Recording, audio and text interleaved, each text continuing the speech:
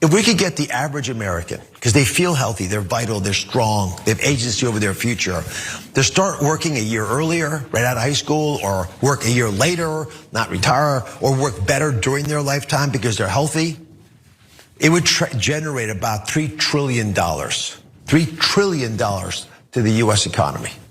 That would more than remove the debt. Why should average Americans have to pay for problems created by Washington? And you can see that the national debt could also be eliminated by taxing the ultra rich. Yeah, that could happen. We could just increase the Social Security tax cap so wealthy people are paying into the system more. But no, that's not what Dr. Oz would like to do, okay? Mehmet Oz would like us to work longer, would like ordinary working class Americans to retire later, begin working earlier, so we can pay down the national debt. Lovely, lovely. So for all of the Israel supporters who are watching the show right now, and you think it is justified to take out debt, that's what the US does, take out debt and hand it over to Israel so they can commit atrocities, understand that there are consequences to ordinary Americans when we do that.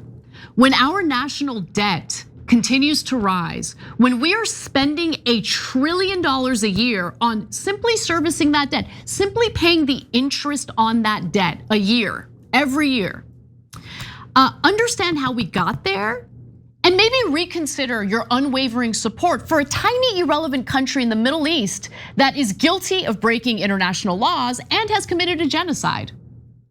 Consider it. Anyway, for reference, let's take a quick look at the national debt, shall we? Because currently it is now way past the $38 trillion.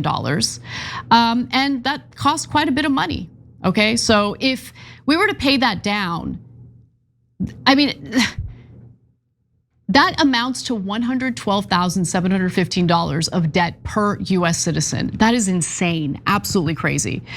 So this is according to usdebtclock.org. And so those numbers were the numbers as of 10 a.m. this morning, Pacific time.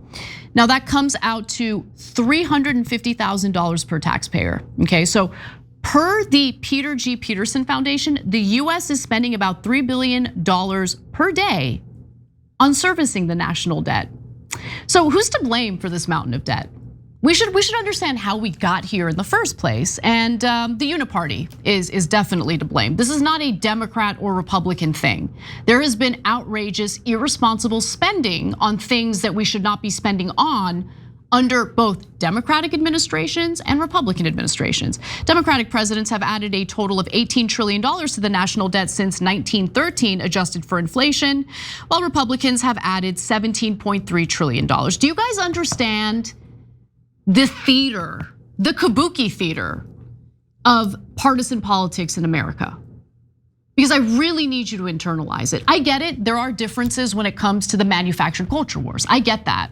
And they certainly have a vested interest in keeping ordinary Americans divided based on BS. But when it comes to stuff like this, they are united. Look at this graph. What a fun graph to look at, right? This graph represents the national debt. And so it shows you the outstanding debt of the US government from 1970 to 2025. And you'll notice that the slope of the graph starts increasing pretty steeply, okay? Right around the year 2000. Wow, what happened then? Well, that was the year George W. Bush took office, of course. And before long, the US would launch its war on terror. Preemptive war, an invasion in Iraq. Why did we do that? Could it be that Israel was goading us to go to war with Iraq under a false pretense of weapons of mass destruction, and then failed to send a single IDF soldier, of course, but thousands of our soldiers died.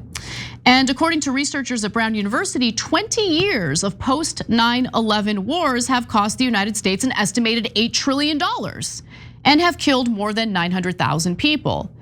So if I were in Dr. Oz's position, rather than telling working class Americans, they need to begin working earlier in life and retire later in order to pay down this debt, I would hit up the government of Israel and say, yo, maybe it's time for you to pay us. But that's not gonna happen because our government is beholden to Israel. Anyway, keep all of this in mind as you watch Dr. Oz defend his comments. There are many ways of dealing with the debt, but ultimately my agency, CMS, we don't just regulate, we're the payers. And we should be using the money we pay out to save lives and improve the quality of life of the American people by making them healthier. If we do that, we unlock, Wolf, the greatest asset we have as our people. Right? It's not the energy we have under our turf. It's not all these other things we might quibble about. It's the people of America that are our richest asset. If we make our people healthier, they'll want to participate in life. You shouldn't work longer because you have to. You should work longer because you want to. You should retire. But you won't. Why not? Because you love the job and you're good at it. You shouldn't retire. No, I know. No, in theory. I still wake up every morning and look forward to reporting the news. That's it. That's what you want. You want to be here because you love it. If people get out of high school and we don't hold them back for being able to get a job and get involved in the work economy, if we don't provide ways for folks to leave the workforce, or they're forced to because they don't feel well because we're making them healthier, and if they want to work longer into their lives, I don't want to retire. I'm 65, right? Why would we retire? We want to do more and we want to live the dreams that we still have. And that's what America should seek. Who's holding high school graduates back from getting a job out of high school? What was that point? Does he live in reality? Like, I don't think he knows what the lives of ordinary people in this country look like.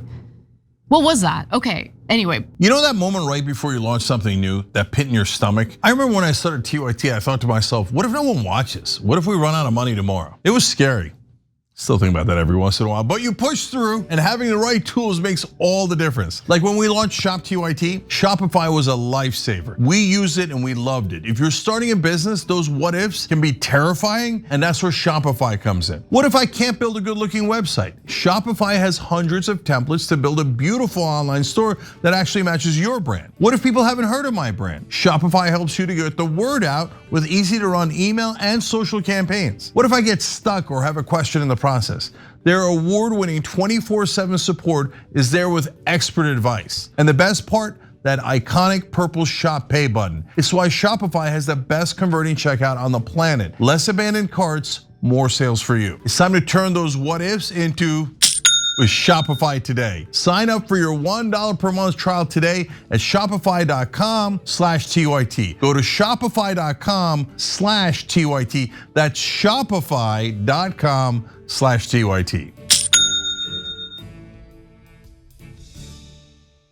You shouldn't work longer because you have to. He said that.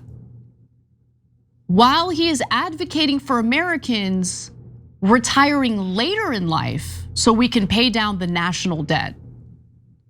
First of all, that is not a solution to whatever issues we might have with funding Social Security. And guess what? While I'm sure Wolf Blitzer loves his job and wants to work, I don't even know how old he is. I mean, he might be in his retirement years already. Who knows? Whatever. It doesn't matter. I don't care what Wolf Blitzer wants to do. I don't care what some hedge fund manager wants to do or how long or late into his life he wants to work.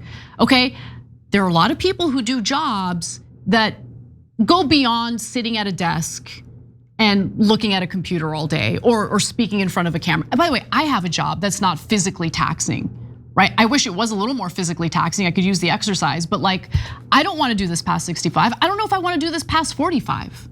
Okay, people should have the option at 65 to retire and do nothing if they want. Absolutely nothing. People at 65 should have the ability to walk away from their career and pursue something that they're actually passionate about, but they know doesn't make much money, but they're gonna be okay because they're in their retirement years. They built that nest egg.